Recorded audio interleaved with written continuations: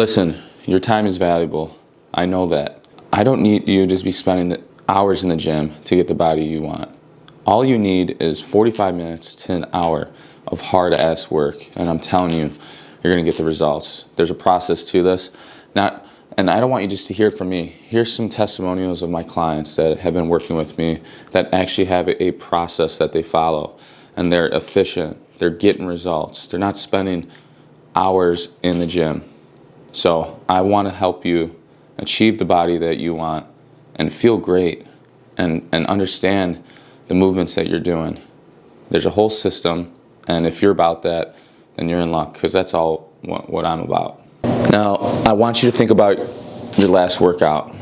During your workout, were you efficient? Were you tracking your time? Were you tracking your rest between sets? By the 45 minutes to 50 minutes, how were you feeling? Were you feeling fatigued? Were you feeling like you're ready to call it?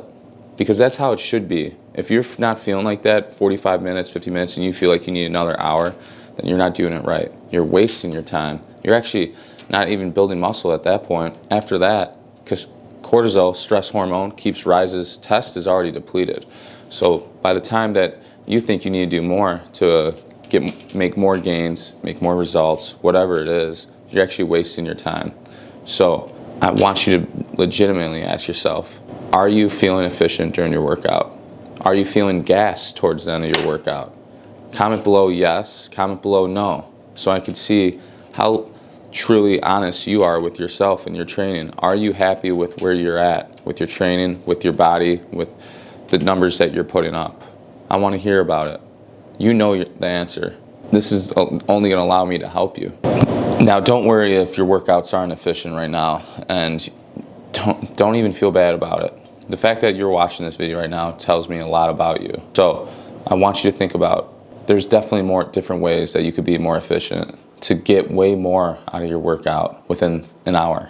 Now let's change how you train, meaning we're going to talk about exercise selection. You're going to learn you're going to learn how to read tempo, because tempo is very important too. Not just time or attention on the muscle, but strengthen joints, strengthen the tendons, right? Increasing range of motion.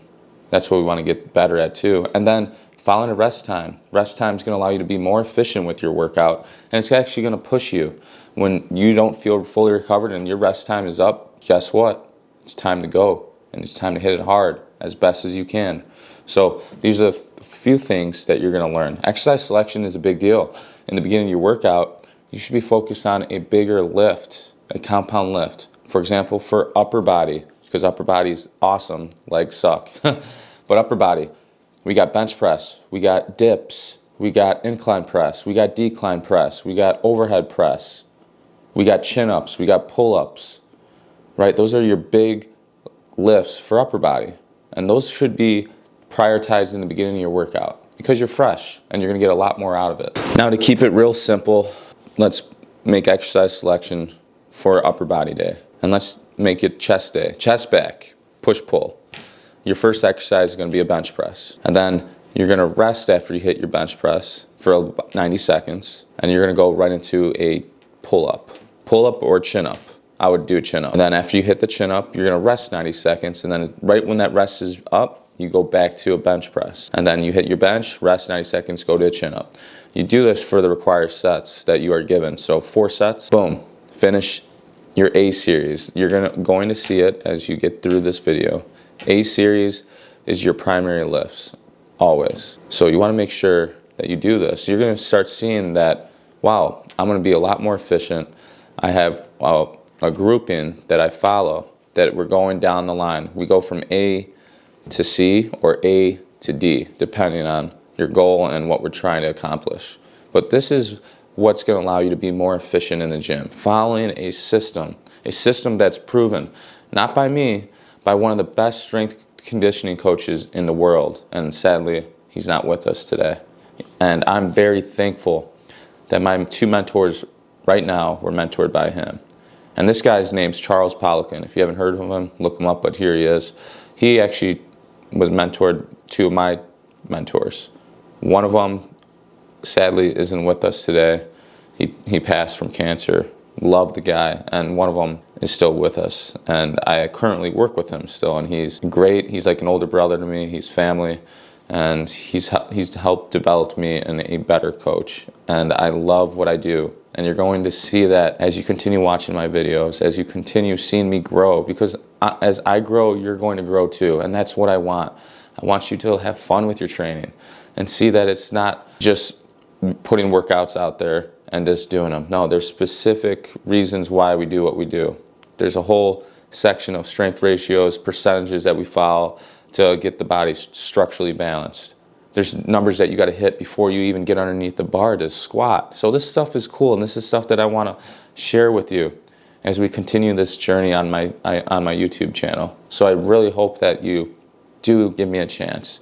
I know I don't got a lot of following yet. It's just because I'm getting started and I'm starting to build that confidence with who I am as a coach and what I have to offer. So I want you to make sure that you give me a chance.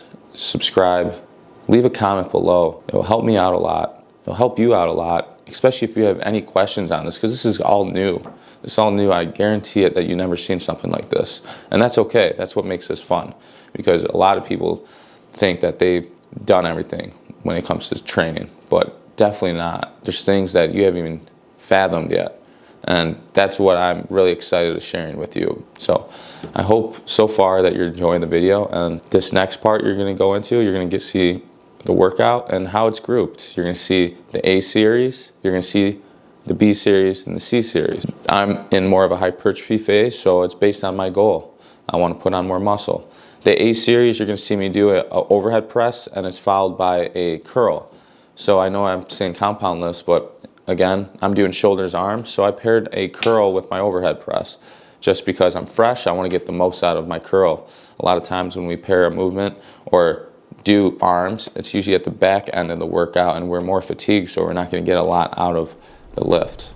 So it's all about being smart about programming and everything, and the best thing too is we're constantly learning. We're learning about ourselves, we're learning what we want to get out of it. So I appreciate you as always, and I hope you enjoy the rest of the video. Now, before we get into the workout, this is something that I want you to be really efficient at when you start reading the way I put workouts out. Just because if you end up working with me, you know how to read this type of workout prescription. So we're going to talk about sets, reps, tempo, and rest in that order. So then when you look at the workout that I put out there, you know exactly how to read it. So we're going to start off with number 1, sets. So today I'm going to be working with 7 sets of an overhead press. That's how many times I'm going to hit that lift until I reach 7, and then I'll move on. And now let's talk about 4. That's how many reps I'm going to be doing for this lift. 4 reps until I finish 1 set, to understand on how to read sets and reps. And now tempo, you're going to see in parentheses, you're going to see we want to read it left to right. So the first number is what I want you to worry about, and then we're going to talk about the third number. So let's talk about the first number. The first number is the eccentric part of the lift. So think of a bench press. I'm going to be working with 4. So it's going to take me 4 seconds to come all the way down and touch my chest before I explode up. So get used to seeing that. It sometimes won't be 4, sometimes it would be 3 seconds down. Or it could be 6, it could be 8, it could be 10. But I want you to get familiar with reading tempo from left to right. Now let's talk about the third number. In this phase of mine, I'm going to be doing X. So X means as fast, as explosive out of the bottom movement, bottom range, as powerful as I can. Meaning my tempo that I'm working with for my overhead press today is going to be 40x0. So that X means I'm going to move this bar with intent. No matter how heavy it is, I want to move it as fast as possible just to get those fast twitch fibers firing. So if there's 190 pounds on the bar, I'm going to move it as fast as I can, even if I feel like I'm moving it at a snail speed. So we're potentiating all that force to move that type of weight. So that's tempo. Now let's talk about rest. Rest is super easy. It's going to be at the end of the prescription for that lift. So we're going to see 90 seconds. You're going to rest 90 seconds before you go into another lift. And that's going to move us into the direction on how to read series. Now remember, the point of this video is trying to be as efficient as possible and try to spend less time in the gym so you get the most out of your workout. That's the goal. So why do we have rest? Is because it keeps us within that 45 minutes to an hour range. Nothing more than that. You don't need anything more than that. So this is why we follow rest after each exercise. Based on your goal, sometimes we won't have rest. So for today, the workout I'm doing, the very first 2 lifts, we got A1 and A2. And A meaning A as in apple, A as in ass. Okay, I'm just being funny. But the point is, we go A1, A2. A1 lift is an overhead press. I'm going to hit that for the sets, reps, tempo, and then rest 90 seconds. And then after that 90 seconds is up, I'm going into a curl. I'm going to hit a curl for whatever the reps and sets that I've had for it. I'm going to hit it for that rep, those amount of reps, and then I'm going to rest 90 seconds. Then I'm going to go right back to A1 and hit my overhead press. That's the start of my second set. I'm going to do that until I reach a total of 7 sets for my overhead press, and I'm only doing 6 sets for my curl for the biceps. So this is how I want you to be able to read and be confident in reading this type of layout, because this is going to allow you to be a lot more efficient and you're going to get way more out of this. I'm telling you, the results are guaranteed. I'm telling you. And I have social proof to back it up, and you've seen that already. So trust me, you're going to change the way you work out, and it's going to be fun. It's going to be challenging because it's going to challenge the way you train. Specifically when your rest is up, it's go time, and it's going to get you out of your comfort zone. So I was going to do a regular voiceover, but I didn't want to. So I have my computer here, and this is where I'm editing the video, and we're going to watch this together, and we're going to talk about it as we go through it. So just getting you ready to reading the program. First lift here is an overhead press. I'm doing it unsupported. So for me, I'm trying to challenge my back, my rectors, and just trying to stay as braced as much as possible. So if we go back to the workout, you see A1 seated barbell overhead press. Then you see I'm doing 7 sets by 4 reps, and then the tempo is 4-0-x-0. So I'm doing my best to control that tempo for 4 seconds. And I'm trying to count tempo, 1 Mississippi, 2 Mississippi. That's how we want to do it, but I got really good at it where I go 4, 3, 2, 1, and that's how I do it with all my clients when I tempo them. It's just not 4-0-1-0, 4-0-x-0. It's other ones that I was talking to you about in the video. So get really used to tempoing yourself, because you got to be using your brain a lot. You're going to be thinking about the reps. You're going to be thinking about how slow you're doing, and it takes a lot out of you. But as you get used to it, it just becomes second nature. So second lift we're doing is in a curl. So I just really want to focus on building my biceps. Biceps always been a weak muscle for mine, and it's something that I'm looking to create more thickness in. So working the short head there. This next one is fun. It is nasty. The shoulder pump here is nasty. B1, B2, B3. First one is a Cuban press. So you don't want to go crazy heavy. The goal is to be able to externally rotate and then press. So your external rotators, your rotator cuff, is a smaller muscle, so it doesn't need a lot of weight. It doesn't matter the press. It's about doing it correctly, making sure your elbows, when you upright row it, are level with your shoulders, and then you're able to externally rotate it over your head and then press. So it's a fun lift. Definitely challenging. I haven't started somebody with this one yet. I start people with a dumbbell version. Get them used to doing dumbbell, because dumbbell's hard as well, and you don't need a lot of weight. I have people that laugh when I hand them like 6-7 pounds, and then by the 6th rep, they're like, how many more reps? So it's legit. It works. And this is a tricep. So tricep means B1, hit it for how many reps, and then you go right into B2, and then right after B2 you go into B3, and then you rest. So this is nasty. So the next one we're doing is a different type of lateral raise, still hitting the medial head of the delt, but this one's called telly. I think that's how you say it. So you do like a hammer curl, doesn't matter how much weight, and then it's like, you ever done that lateral machine at your gym, which I really want one, that's what you do, and then you extend at the elbow, trying to feel that medial head of the delt. So this is another one I like to put people through, especially let's say they're having a harder time with a lateral raise. So it's just a great tool to utilize, and it's just a different variation of doing your OG lateral raise. It's just something different that you could definitely do, and then you could challenge yourself going a little bit heavier with weight. And this is something that I'm just trying to find different ways to create stimulus on my shoulders, because delts are stubborn for me. I feel like they've been growing, but since I've been on this bulk, I'm trying to hit this bulk pretty good. My delts feel like they haven't changed, but I know if they changed because I've gotten stronger in a lot of my lifts. So this next one that I'm doing, I got this one a long time ago by Steve Cook. It's called prison push-up. So it's great to do at the end of your workout, or you can mix it in with something like this that I'm doing. So the goal is I want to try to hit 8 reps. So your first rep is 1, get back up, touch your hands together. Lateral raise around the world, whatever you want to call them. We're trying to just pyramid, build up to 8 reps. And it's tough, especially after those first 2 exercises.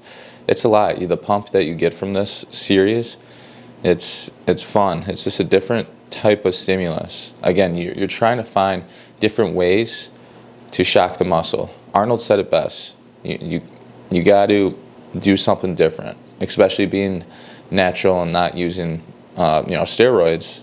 You got to find different ways. You got to get creative, and that's what I love this type of training, because it's not just bodybuilding all the time. It's strength training. It's seeing where I'm weak at and then strengthening those ranges, strengthening those movements, and I'm very thankful for where I'm at. And bodybuilding is just a tool. Like, it's something that maybe I'll go into because maybe I'm bored with how I'm training. So I'll go into like maybe a 6-week, 9-week phase. Maybe not even 9-week. I might just do a 6-week and just have fun with it, and then get into strength style training again and utilizing a lot of tempo work. I like tempo because tempo is very good for strengthening connective tissues, increasing range of motion, and building tendons. So I use tempo all the time with all my clients, and I'm telling you, all the clients that I've seen so far have never trained like this, but the strength that they get, the results that they get is far greater than when they were doing it on their own, or you just always worrying about the concentric. So there's 3 different type of muscle contractions that you want to make sure you're hitting up. Concentric, we're always doing, but eccentric, consistent, and then an isometric. What I mean by being consistent with an eccentric is utilizing certain numbers to lower the weight. So I use a lot of 4, 0, 1, 0, like I said, 3, 0, 1, 0, and then to get more extreme, I'll mess around with 5, 6, 8, and a 10-second. But as the tempo increases, the rep scheme decreases. Just remember that. The arm phase here is just very fun, very cool. Remember C1, C2, that Scott curl for the forearm, and then brachioradialis, so we're creating more thickness in the arm, and then followed by C2, which is a tape press for the triceps. Very cool, different movement, just trying to strengthen the tricep. Still gonna add some size there. And then rest after C2, and you're going to C3, which is a cable curl that you just saw. And then after that, you go right into a seated low cable French press, and I'm using like an easy bar here, more of a close grip, trying to really focus on not allowing my elbows to fall forward, trying to keep them stacked above my shoulders as much as possible, and trying to get a good stretch and trying to really feel the muscle out. And do me a favor here before the video ends, make sure on your presses that you focus on locking out completely, because those big pressing movements are going to allow your triceps to grow that much faster. Hope you enjoyed the video, and looking forward to doing a lot more.